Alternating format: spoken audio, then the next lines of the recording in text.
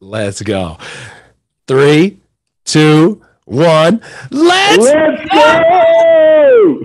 Yes, I'm the host of the PBE podcast, Troy Tittlemeyer, and I am joined by Sean today. That's live from EnerCom 2021. It's the last day of EnerCom 2021 at the Westin Downtown Denver.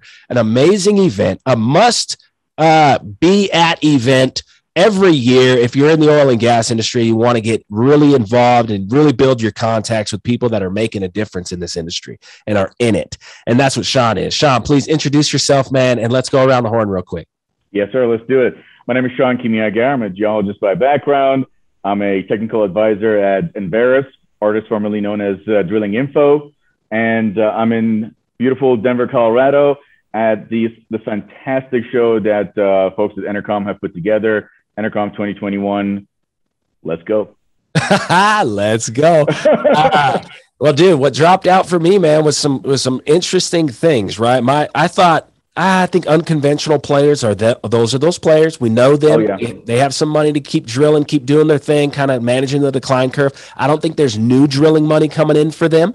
That's just how I felt kind of going into this conversation. I thought new drilling money was going for conventional stuff, so things that have an actual KFE relationship. You know what I mean? That the engineers start making predictions. EURs are a little more predictable, a little safer investment, maybe vertical wells, modern technology, frack those things, find the conventional stuff, manage a better decline curve than the unconventionals. But from this conversation, you're like, dude, you know, ESG was a big subject, right? If you're just becoming more efficient, if you can show that your efficiencies are increasing, your profit margins are increasing, you got a cash flow, that's a big deal. If you're paying down your debt, that's a big deal. If you're showing that, then, hey, the money's there. The guys in this industry are ready to support the people that are really doing it and moving forward and getting more innovative and creating a better product than before. And that was pretty cool to hear. I didn't want to be like doom and gloom and say that, you know, the unconventionals are potentially dying,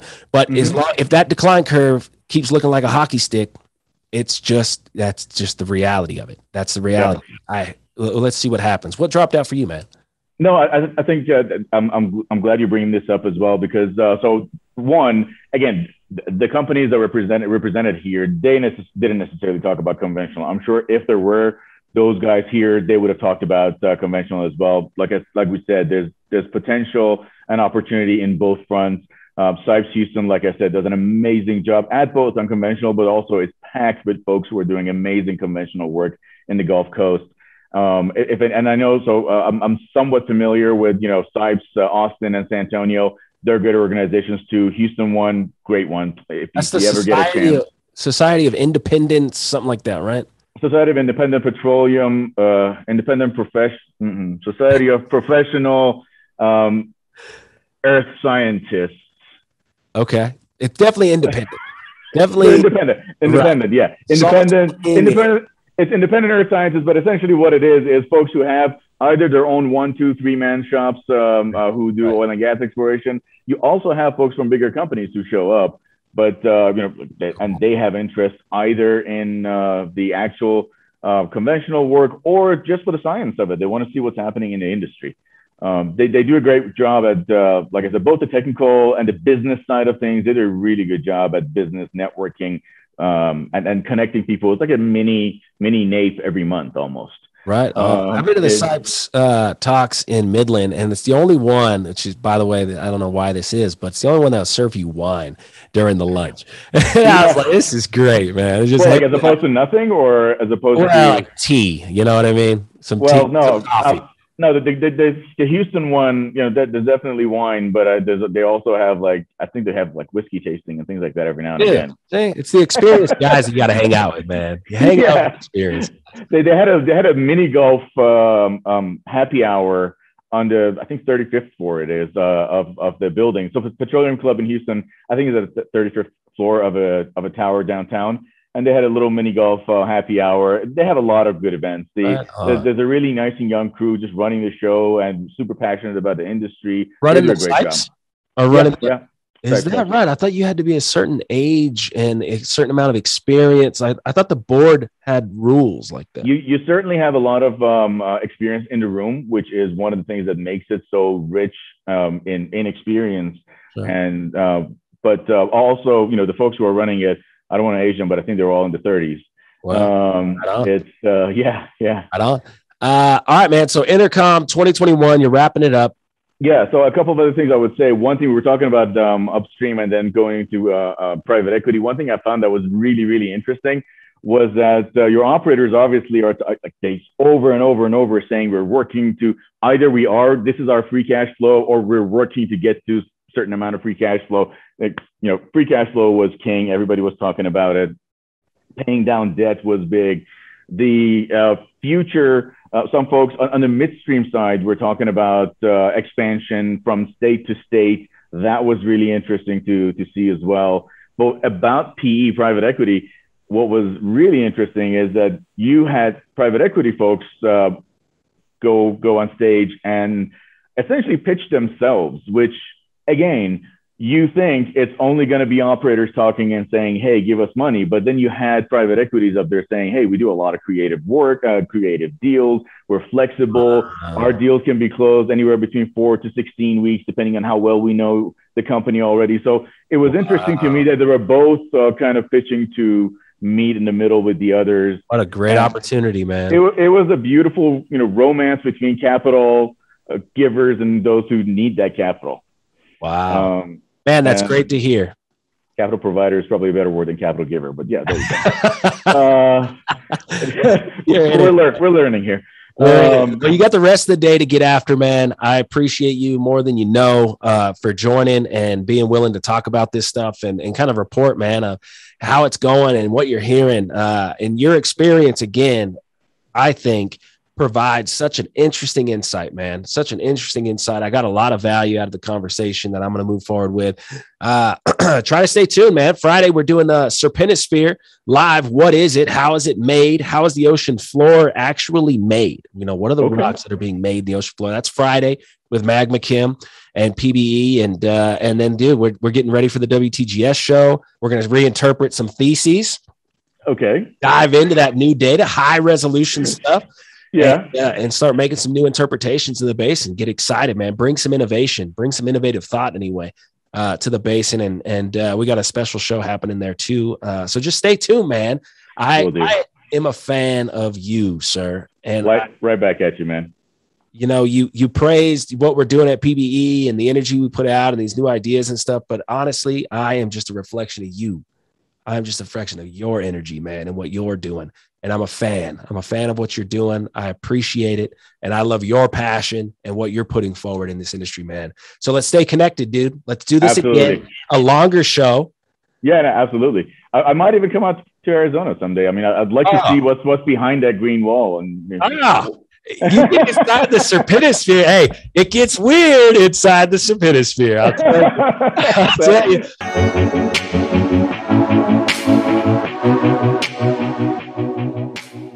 Listen, Sean, we are officially starting the conception part of this show. And it's with Sean Kimiagar coming live from EnerCom 2021. Did I get that last name right after saying it like 700 times? Yes, sir. Yes, sir. Welcome to the PBE podcast, man. Thanks for joining. Thank you, sir. Happy to be here. Thanks for having me. Right on. Okay, dude, you got to take us through kind of where you got your undergrad. You're a geologist. Yes, sir. Where you got your degrees, kind of how you progressed through a young professional career, and why your perspective on EnerCom 2021 is going to be the most important perspective to share to the audience of the PBE podcast, man. I'm excited to hear what you want to drill down into. I'm excited to hear about the vibes of 2021 EnerCom. I got to go in 2019. We'll talk about that in the drill down. Please tell us a little bit about Sean, man. How did you get here? Sure, man. Happy to. So first of all, before we even get started with that, I want to say, 2020 was rough on a lot of people. I'm an extrovert. You know, the first few months of it was, we're actually kind of okay because we were busy, all that jazz. But after a little while, after a couple of months starts getting to you, I just want to say kudos to you and thank you, because you were one of the podcasts really got me through a lot. And quite frankly, your energy, all that, let's go, all of that really was one of the many things. It was one of the important things that got me, and I'm sure a lot of other people through it. So thank you for your energy, for your enthusiasm, for your curiosity, man. It's definitely contagious.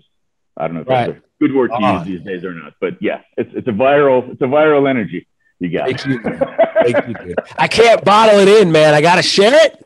I gotta give it out. It's too much for me to handle, man. Yeah, no. So yeah, as far as who I am, I'm Sean Kimiagar. I'm a geologist. I got my undergraduate degree in Abu Dhabi, university called Petroleum Institute in Abu Dhabi. It's what? A school. Yeah. Dude, what? How did that happen?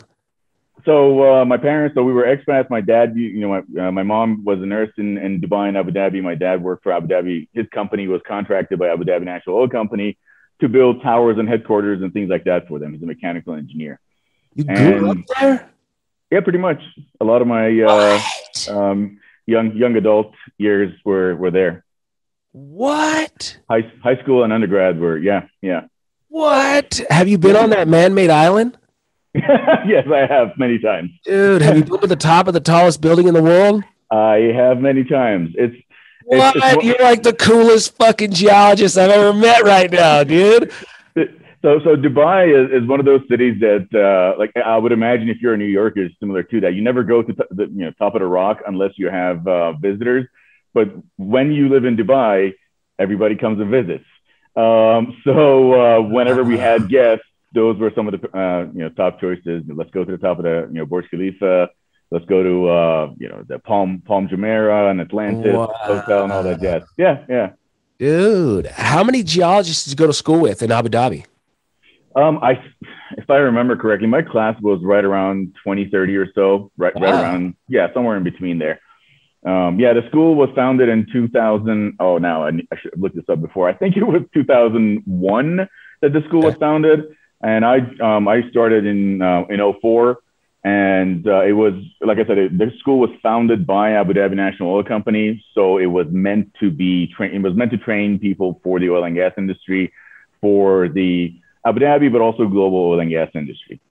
It was more focused on like economics, or like we had five disciplines. Again, I should have looked this up before I showed up, but it was petroleum geology, which is what I did. So petroleum geology, petroleum engineering, mechanical, chemical, and electrical. Those were the five disciplines they started with, then they expanded into some other things later on as well. Oh, dude, that's legit, man. That sounds super interesting. Yeah. So petroleum geology, Abu Dhabi.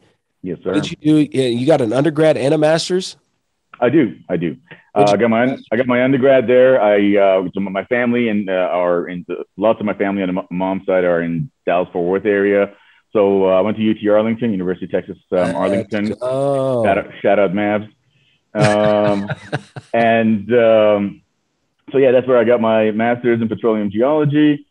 While I was there, I did an internship with BHP Billiton down in Houston. Interesting day talking about BHP. You've probably seen the news about BHP and Woodside this morning. No, I didn't. Talk to me about that. What happened? So I've only read the headline, but I knew something like that was coming. But BHP is divesting, I believe, of all of their oil and gas assets. I may be wrong, but they're divesting of a lot of their oil and gas assets anyway. I emailed myself the article to read during lunch. But they're selling a lot of that to Woodside, yeah. Woodside? I don't even know Woodside. Woodside's another big player that's just like a global player? Yeah. It's one of those that we don't know a whole lot about in the U.S., but we might down the road because of how much more they're going to be involved with the Gulf. Probably. So BHP is going to take that money and do what with it? Alternative? They're a mining company. Even so, when I interned with them in 2012, the oil and gas portion of the company was a small percentage. It was still, making many millions and billions of dollars for the company, but it was still a small part of the company. It's a mining company, Aussie company, obviously Australian, and the overwhelming majority of their work is in mining business. Yeah. So they're the parent company, so to speak. I was with BHP Billiton Petroleum. So the BHP Billiton, the parent company, probably is just going to, keep working on the mining side. Gold, copper, silver, precious Yeah. metals. Oh, yeah, absolutely. Exactly. Well, tell them I got a couple of plays. If you know anybody, I got a couple, that's right. Yeah. couple of great plays, man, that they want to get into. Anyway, wow. So your first internship was with a global, worldwide exploration company. And what did you do right away? What was your job? We did. So I joined the Brazil New Venture team, and they gave. So it was 7 or 8 of us on the team. They gave me a couple of fields, Campos Santos, to map and build some maps and field and reservoir models of them. And there were times we were in the news because Brazil was hot, and I would ask my colleagues and mentors in the team. I'm like, they're talking about BHP's Brazil team. Do they know it's us? It's people.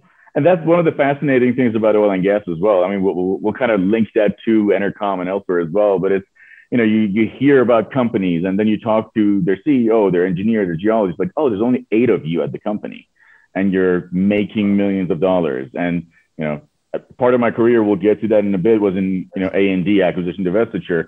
And most of the companies that we worked with were small companies of, 5, 10, 20 or so people. That's where you and I met.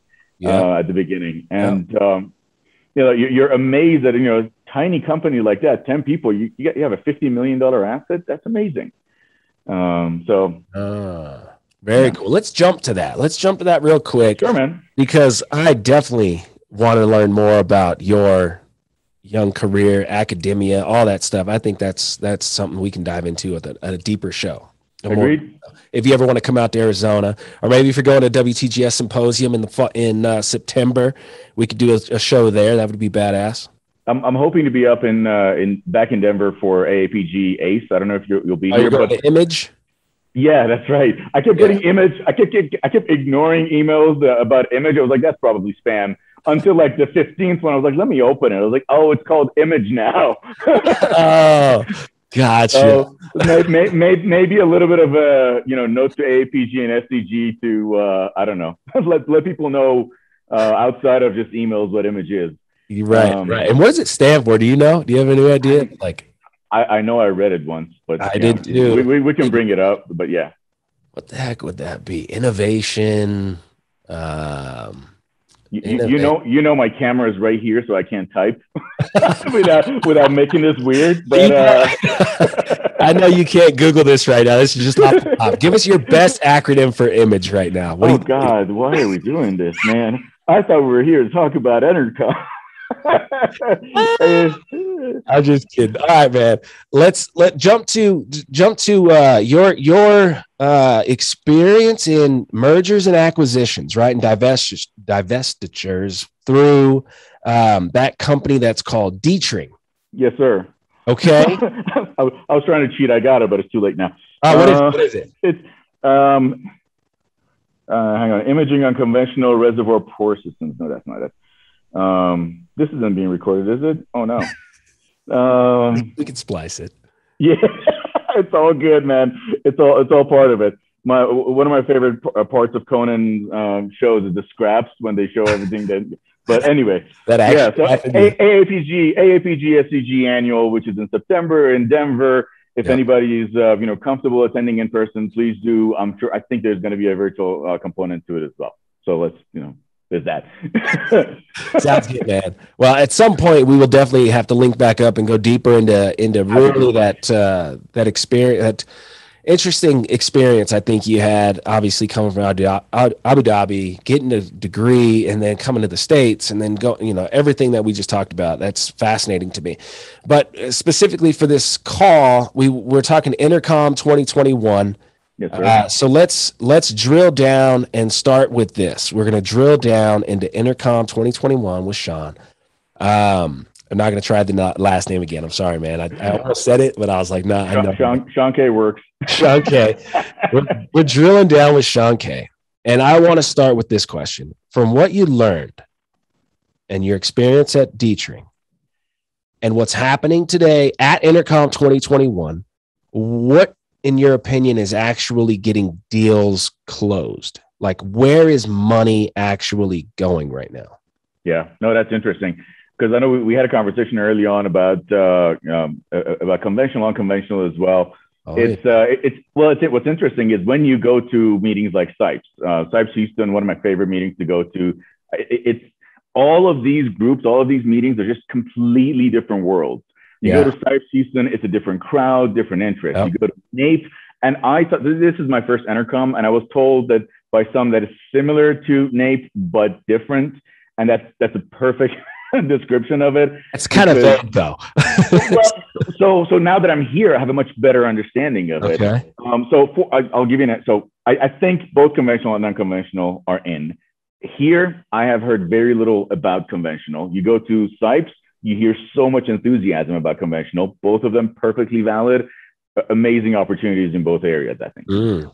NAPE is where the deals happen. This, I feel like, is where a lot of deals happen, not necessarily the acquisition, divestiture, mergers, acquisitions kind of deals, but there are so many insurance companies, there are risk assessment companies and hedge specialists and law firms and so on.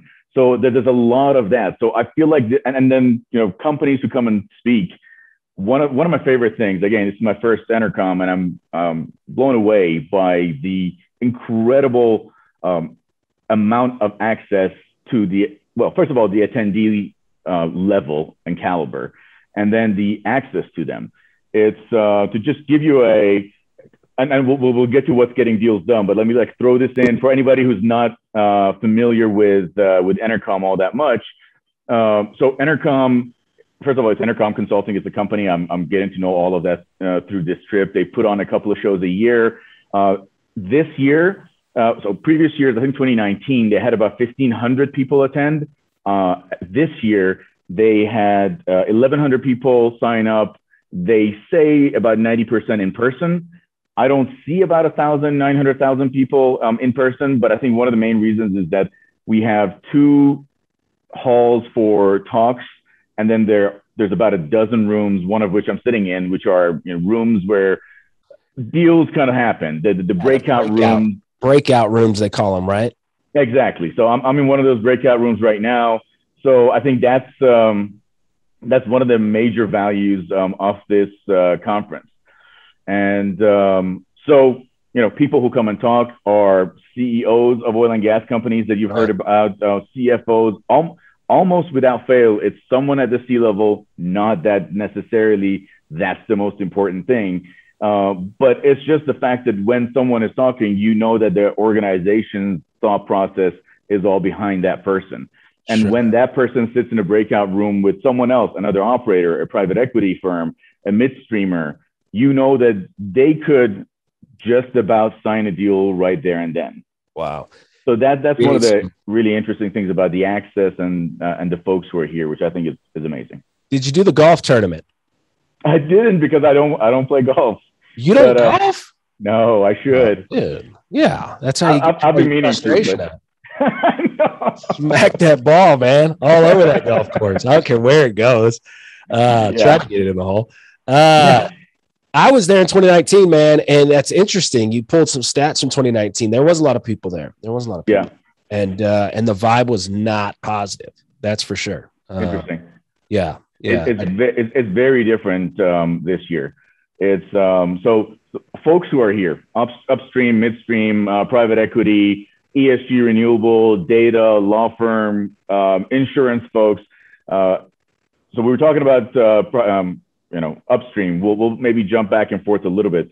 So private equity, for instance, super positive. The few who are here, the few who are talking, they're really positive about how enthusiastic they are in about investment, which isn't what you would think is happening in the market, right? Based on every conversation you hear on the street, it's not always super positive.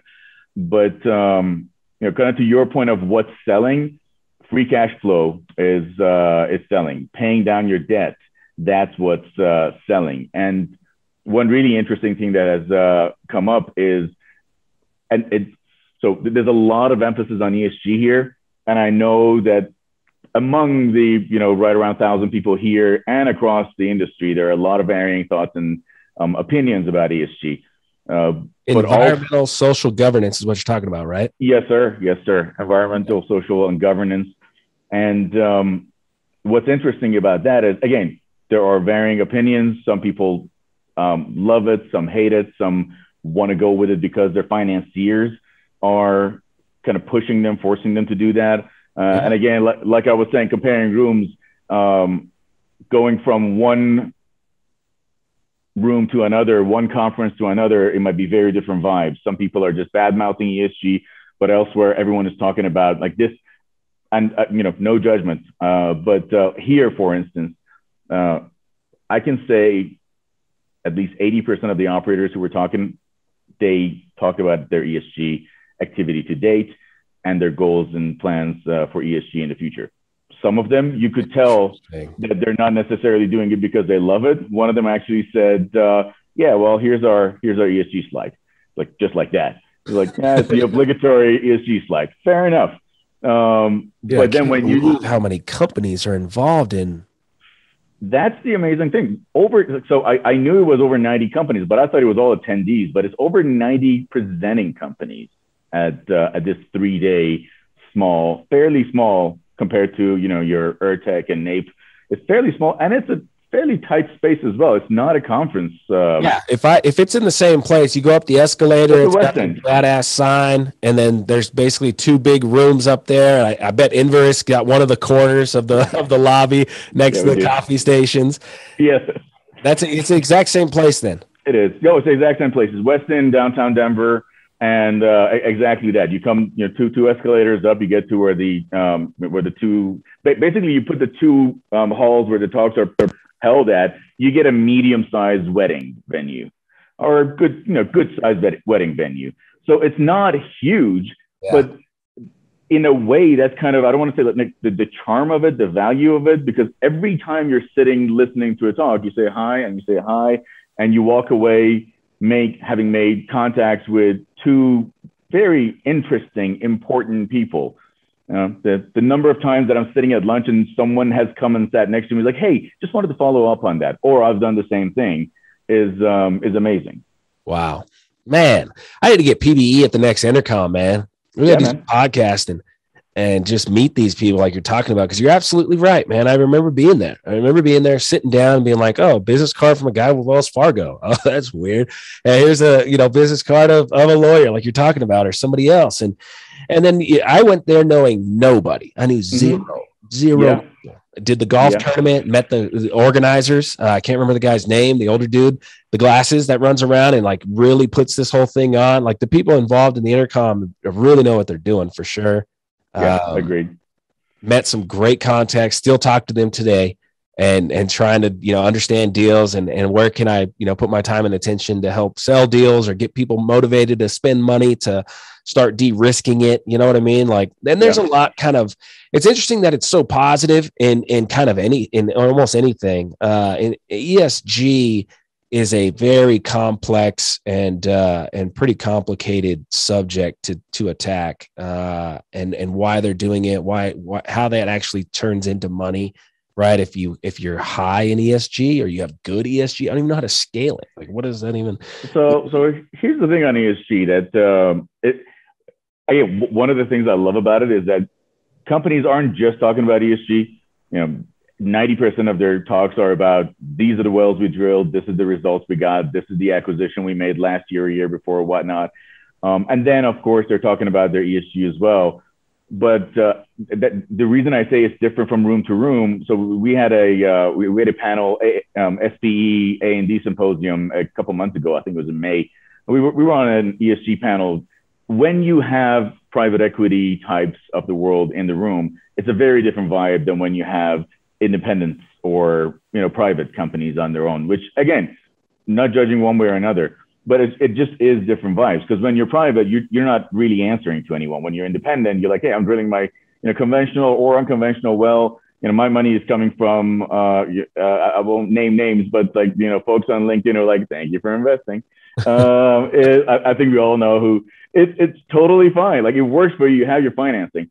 But when your money is coming from elsewhere, without fail, every lender or private equity who was here, and there's some major ones here who have put in $1 to $5 billion into recent ESG funds that they have for oil and gas companies.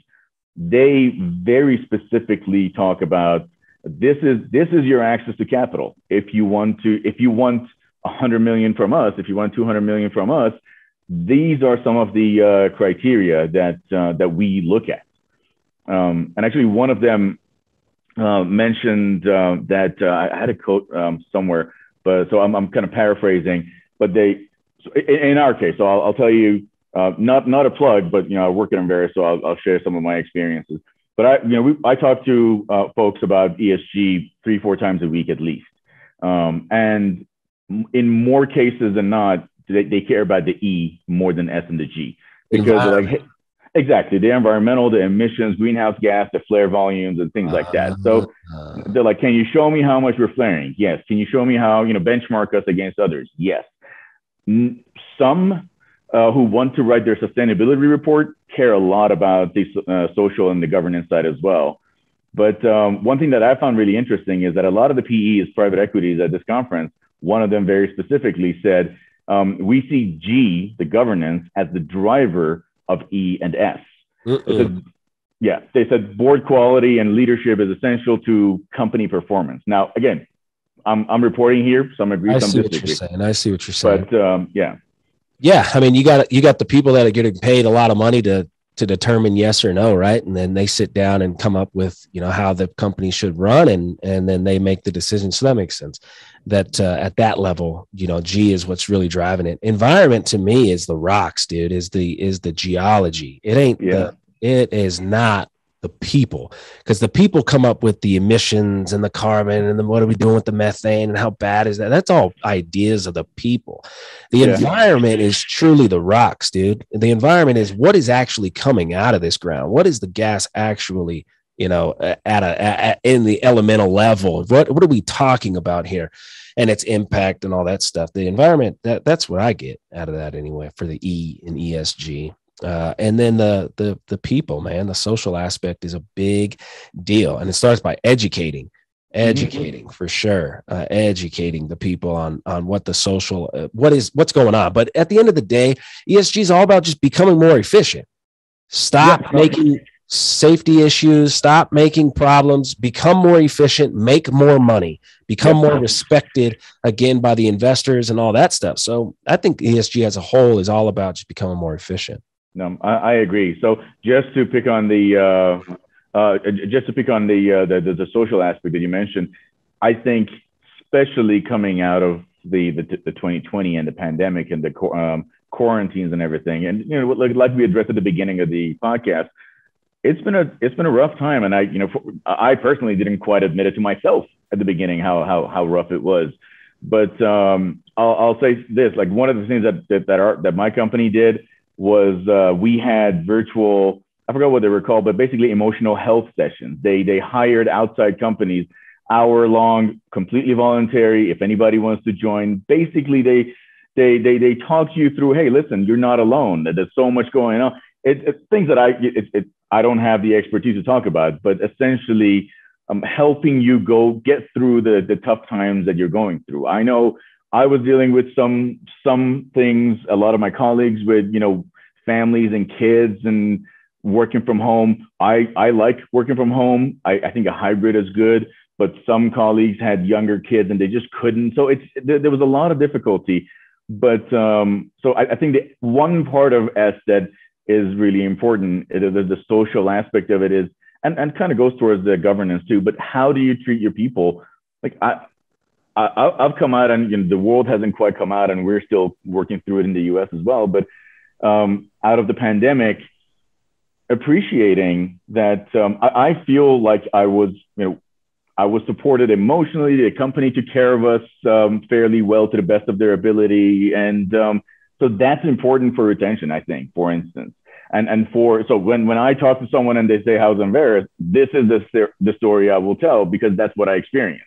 It just depends. Someone else might have a different experience. So that's part of that. I think that's part of ESG. the E for environmental, I see your point from a geologist standpoint. I completely agree. But if you think about it, ESG isn't even, it's not an oil and gas thing. It's not against oil and gas. It's not even an oil and gas thing. Yeah. Just about every major industry, aviation, transport, every industry has ESG and environmental. For every one of them, there are some common, commonalities, common aspects, but I'm sure there's going to be a lot of differences between them as well. That, for oil and gas, it's flare volumes. For a different industry, it might be something completely different. That's a good point. So, and there are opportunities. This is what we talked about on the panel at A&D, at the SPE thing. That there's opportunities that people can seize because of this. We're not at the position where, for instance, some European companies are forced to reduce their emissions by a certain percentage by this date. Fine, that's their decision and the government's decision. But we're not there yet, which means we have that option to voluntarily kind of get into that side of the business. Midstream can benefit from it. I forgot who it was, but there was a company who was talking about the value that they're getting from not flaring as much, because I need to think about it. I think the mineral owners, they're paying mineral owners less because less of a fine because they're flaring less. The mineral owners are getting more out of it as a result. And then there's a midstream company that comes and picks up that volume and then goes and sells it. So there's still, there's a whole side of the industry that could make money off of it without hurting anyone else. I think that's why maybe everyone's so excited. It's so obvious, right? Natural gas is kind of rallying. It's coming up. We got more than enough to figure out what the heck to do and how to convert that into efficient energy and all that stuff. So it seems like a huge void that, it's not even about the unconventional oil plays, right? And like how much oil is coming out of the ground and how's the decline curve and how are you going to fight that whole thing, managing the decline curve. Now you got this big void of, well, we got all this gas coming out of the ground. Looks like it's going to be worth some money. And let's get after it, which, by the way, the actual government, I think in the U.S. could do a lot better job and support the reality of becoming cleaner, right? And this whole idea of we're transitioning and whatever, this carbon footprint idea that they seem to be so supportive of. Yeah. Why not give us a break? Why not help us build the infrastructure needed to make the really valuable gas that's being flared and burned off and like trying to like make a better product from it? Like, get involved in that. Make that more possible and more achievable, more economic for the industry to move forward successfully. I think that's a great way to merge. I mean, what a great way to show some innovation, show some integrations, show some being respectful with everybody. Like we're working with the energy folks. We're working with oil and gas. It's not us against them. We need to transition together. What a great opportunity to show that. No, I think this us against them thing that you mentioned is definitely, unfortunately, true. That's one of the issues with having a two-party system, that when it's one party, they're 100% for and almost 100% against, and then the other party comes on and it's the opposite. While there is a beautiful middle ground that everybody can make money and do it better and improve the quality of lives of people in the process. And that's honestly, as cheesy as it sounds, that's one of the things that I'm most passionate about the industry, energy industry as a whole. We in our case right now, mostly oil and gas, but also the renewables, we run the world. Basically, we fuel the world, economies and people's lives, and the more we can do to improve people's lives, whatever the form or format, the more we work together. Again, it gets a little cheesy and kumbaya, but it's I think it's true. You're the guy to run that, man. Inverse needs to hire they need to make a new position, and it should say world integration manager. And you go around the world and you talk to the politics, you show them the data, you understand the rocks, and you say, look, the only way we actually get through this if we really work together, and here's a roadmap to maybe do that, and it's built on a ton of success. Yeah, I'll not that he needs any plug whatsoever, but Dr. Scott Tinker of UT's Bureau of Economic Geology. I think is the perfect spokesperson for a lot of these things. If anybody hasn't watched Switch or Switch 2, the two documentaries, they're Switch amazing. on, yeah. They talk Switch. So yeah, they talk about the energy poverty around the world. They're just you can find both of them, I think, on Amazon still. But yeah, no, it's I'm kind of like linking it back to EnerCom for the last couple of minutes we have is, there's obviously the main focus is oil and gas. It's called the Oil and Gas Conference. Very humbly called the Oil and Gas Conference. So that's like 80-90% of the conversation. There's some conversation about ESG. Just about every talk has a little bit of it. And we have had talks against it as well. There are opinions on both sides. I'd say maybe 80-20 in favor. Okay. And out of those 80 in favor, like I said, some want it, some are forced to do it because of financing. But again, that kind of tells you where private equity, where financing your assets, access to capital is going if you're looking for capital for private equity.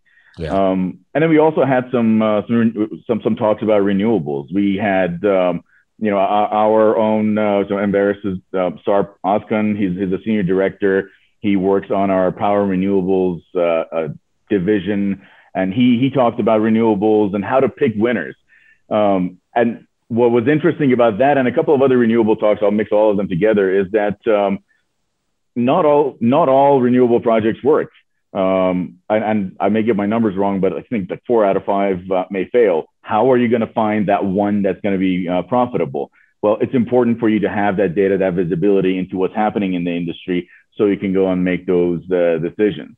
That was mostly on SARP's talk. There were other talks that were talking about current production of oil and gas and renewables and demand growing over the next 20, 30, 50, 60 years. How much of that, if there's zero oil and gas production and development and new barrels added, how is that going to taper off? How big a gap is there going to be? How much of that are the renewables going to be able to fill? They're not going to be able to fill all of that till 2050 that we're talking about net zero and so on. So it's not a debate between is it going to be oil and gas or wind or solar. That's going to be a portion of it.